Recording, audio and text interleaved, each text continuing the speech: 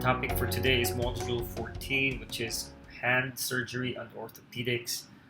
Today we're going to discuss about problems later in life, which include osteoporosis and osteoarthritis. Now, I have nothing to disclose that is directly related to my lecture. I'd like to start with something from the National Osteoporosis Foundation, NOF.org. You can download the clinician's guideline to prevention and treatment of osteoporosis. I'd like to talk to you about BMD, or bone mineral density. Normal BMD is about 1 standard deviation, or a t-score of -1 and above. Osteopenia is a t-score or z-score of -1 to -2.5. And osteoporosis is anything beyond or below -2.5. Now this is going to be easier if you look at this on a chart. So what we have here is a red dot in the center, and it's around -2.0. So this is considered osteopenia. Now this is a BMD reading of the spine L1 to L4. Usually you can look at the BMD at 2 specific areas, and these are usually central, which is the spine, and the hip. Although you can also get BMD for the distal radius. What is usually done in hospitals is BMD for the hip and the spine. We're talking about our human race growing and increasing in longevity. Now, as more and more people grow older, that's where the study of geriatrics is focused on. What we can do later in life. Now, I would like to suggest that there is another way to deal with the aging population, and that is something that we do lifelong. We start with gerontology. We want to be aware that we can do things to keep ourselves fit and healthy and prevent complications later in life. Remember, an ounce of prevention is better than a pound of cure. Your chronological age may not be the same as your biological age. What does this mean? Your chronological age is your actual age, but your body may feel like a younger or older body depending on how fit and healthy you are. You could be 77 years old like Mr. John Glenn and still fit enough to go into outer space. You could be 86 years old like Joanna, who's still a gymnast at age 86. Your body does not need to be old. Now, why is this important in terms of osteoporosis? Because as we grow older and we become less active, there is sarcopenia. We lose muscle mass as we age. And when we lose muscle mass, our bone mass decreases. So you have a decrease in muscle strength, you have a decrease in bone strength, and these lead to fragility fractures later in life. We want to prevent these by, number 1, nutrition. Exercise is number 2. And we will still need not just vitamins, but actual drugs for osteoporosis to prevent our bones from becoming brittle.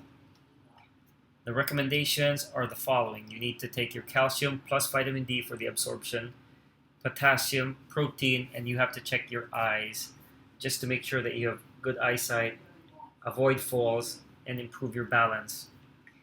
Now, you don't need a lot of exercise. 1 to 2 minutes of running for a premenopausal woman or slow jogging for a postmenopausal woman can do the job. The fragility fractures in general are the hip, spine, wrist, and proximal humerus or the shoulder. But I will be focusing on hip fractures in general because these are one of the most debilitating of all the osteoporotic fractures. Now, it has been researched that men and women over 50 are at risk for a fracture. You can use the osteoporosis self-assessment tool for Asians, if you're Asian, of course. And this is what it looks like. It is a chart that's very easy to use. On the left, you have your age in years, and on the right, in columns, you have your weight. and it tells you if you are low risk, moderate risk, or high risk for a fracture. Now, menopause is something very real. People have some people have the misconception that only females are affected by osteoporosis. This is not true. It is a huge thing nowadays, a $2 billion testosterone industry, according to Time magazine. Now, it's not just all around the world. Here in the Philippines, the population of elderly are growing, and the number of hip fractures are estimated to go to about between 50,000 to 100,000 in the year 2020, and this will continue to increase all the way up to 2050. Now, the incidence per year is about 93 per 100,000 Filipinos. Hip fractures are increasing in rate, and these are one of the most expensive to treat. So, in the Philippines, mortality for untreated fractures reaches to about 50% at 1 year. What does this mean? It means that they are prone to complications such as bed sores, pneumonia, and all the other things that can happen to the patient. As they are bedridden, they become weaker, and mobility is a very important factor for survival. The cost of the fracture around the Philippines is around 100K to 300K in a private hospital, depending on where you are. The average hospital stay is about 7 days, and the number of surgically treated are actually only about 50%. That means half of the Filipino population with hip fractures don't go to a doctor right away. They stay at home, they go to some other healer or shaman. And how do we diagnose hip fractures at the ER? Simple, by history and physical examination. What you see in this picture is a patient with one right leg shortened and externally rotated. This patient has a hip fracture, as pointed in that white arrow on the right. That is a femoral neck fracture. Now, to make it clearer, you can use lines. Now, this is the Shenton's line on blue. Notice that the line is broken. This is also what the normal femoral neck should be. It should be smooth. This is a video showing a femoral neck fracture.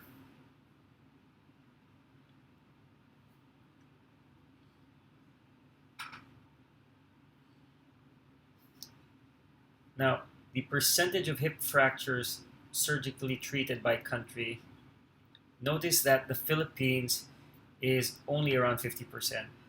Most first world countries treat the fractures as an emergency, so they have 90% and above rates of fractures treated. The ways that we can treat fractures is, number one, you can treat it by ORIF, or open reduction and internal fixation, with some implant, like in this case, screws. That's one way to fix a fracture. And for femoral neck fixation, this is recommended for patients less than 65 years old in which they have good bone stock, because beyond 65 years old, or if you have a very osteoporotic patient, the fixation may fail. And even if during the times that fixation actually heals, AVN can still take place. So the bone can still die even though it's been fixed properly, even though it's supposedly healed. It can still undergo avascular necrosis and die. And there are also bones that can just not heal at all, and this is where fixation usually fails. Now, 30% of fixation failure happens with ORIF in femoral neck fractures. This is where we go, and I talked about avascular necrosis and non-union. Osteonecrosis is what happens when the bone dies. So this is an example of osteonecrosis of the bone. This is another X-ray, which is actually a hip that's been fixed. The bone has tried to heal, but it underwent AVN, it collapsed. So the other treatments, aside from fixing the bone, includes hip replacement or arthroplasty. This can be a partial hip replacement or a total hip replacement. And definitely, we should not forget to treat the osteoporosis. So this is an example of a partial hip replacement in which only the femoral side or the ball has been replaced. That's the implant. You can also have a total hip arthroplasty, and this is in cases where both the ball and the socket, for whatever reason, need to be replaced. This can be in cases of fractures or osteoarthritis. That is the cup, and that is the stem and head. Now, there are many ways to approach the hip. You can go from the front, the side, or the back. Remember that we need to treat osteoporosis in these patients. Remember not to treat osteoporosis. Because if you only treat the fracture and you do not treat the cause, these patients have a very high rate of refracture later in life.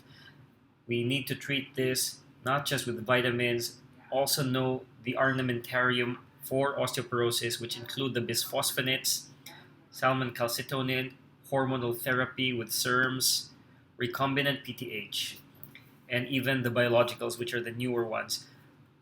Now we go to osteoarthritis. This is the pathophysiology of wear and tear or degeneration of articular cartilage. This is the most common type of arthritis. There are many other types of arthritis that can occur in the body. So this is common in weight-bearing joints, and this is a histologic view of the bone and cartilage. To simplify things, the cartilage will be the one in blue, and the brown will be your bone.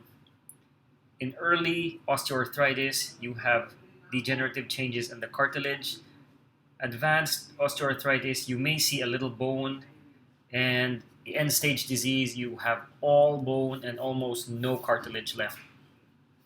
So this is another representation, cartoon representation of osteoarthritis.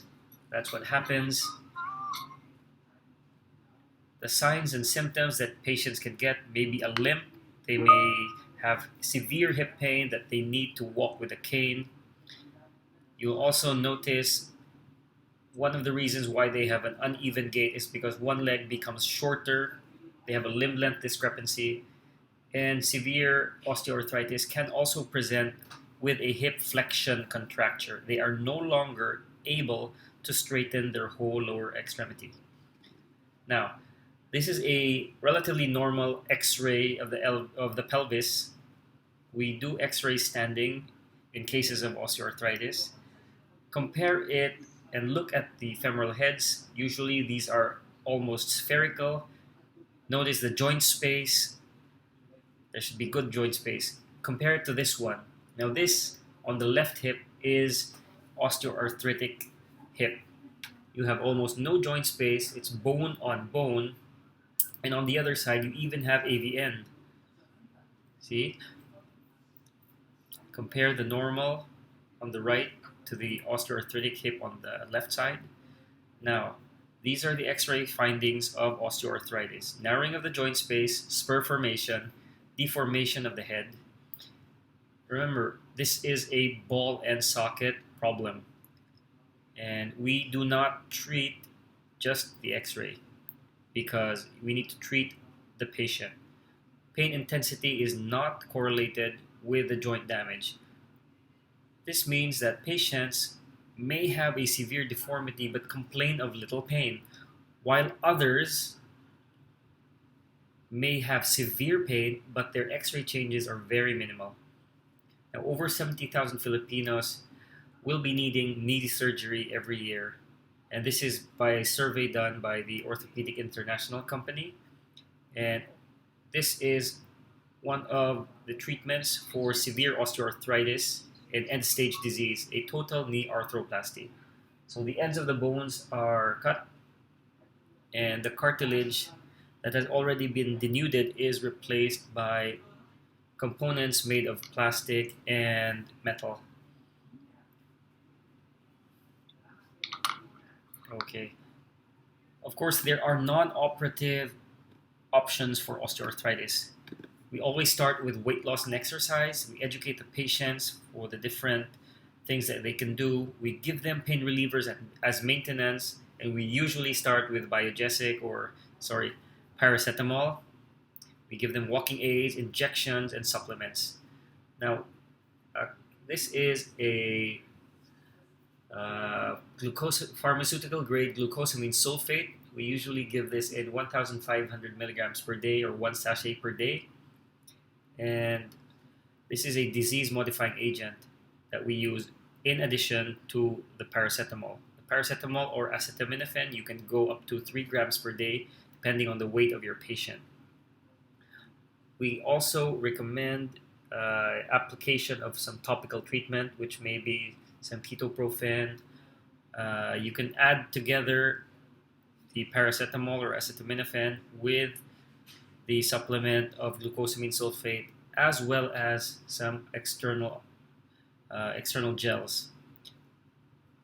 Now, we also need a physiotherapist or rehab doctor for pain control and to let the patient have the option of strengthening exercises.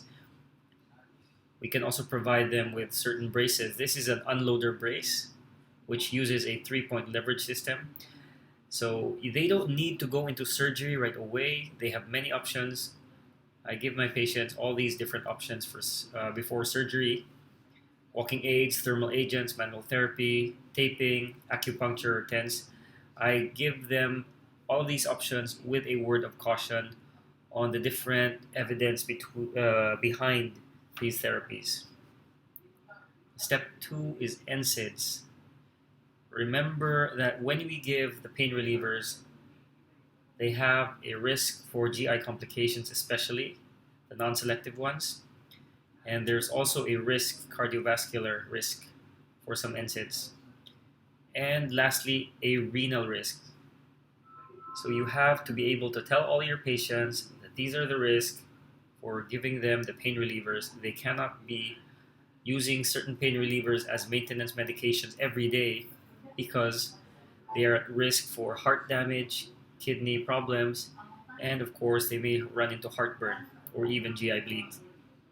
So if you have a patient with increased GI risk, you may add a COX-2 selective with a PPI, proton pump inhibitor, omeprazole or something of the like. Now, you have also drugs which increase cardiovascular risk, and these are the COX selective drugs that give preferential cardiotoxicity. So we want to avoid COX-2 and we go to the non-selective ones. We avoid diclofenac, we avoid ibuprofen. This is the preferred agent or drug, naproxen, if you have patients with cardiovascular disease. Again, you still need to tell them and consult with their cardiologist if this is okay.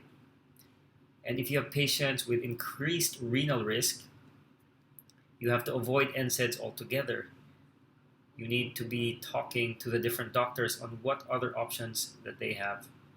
I still give paracetamol, but it depends on the other options available, patches, and even opioids. Those are still options. End stage management, as I mentioned a while ago, is a total knee replacement. We can do bilateral total knee replacements. There are many types of knee replacements available in the market these days. And this is the end of my lecture. I hope that this was of value to you. If you want to know more about these things, about healthy mind, body, and spirit, look me up at my website or go to my YouTube channel, and I will see you in the next session. Have a good day. So just a disclaimer, this video is for educational purposes only. Please do not use my videos for treatment of your osteoporosis. Please see your healthcare provider and please stay safe.